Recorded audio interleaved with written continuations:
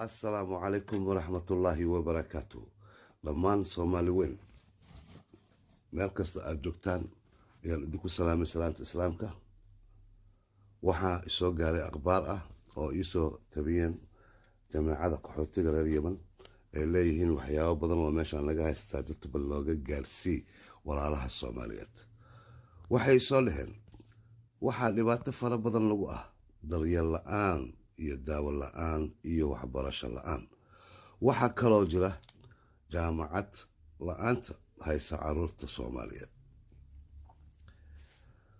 waxaan doonaynaa musaacado joogto ah waayo maciishada ayaa qaali nagu ah iyo kirada guriga aan awood u lahayn.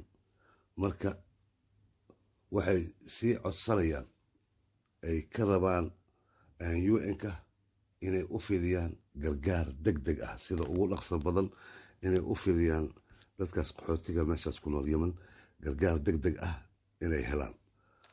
marka Soomaali weyn meel kasta joogtaan waad u jeedaan dhibaatada Yemen taalo dadkaas qaxootiga meeshaas jooga.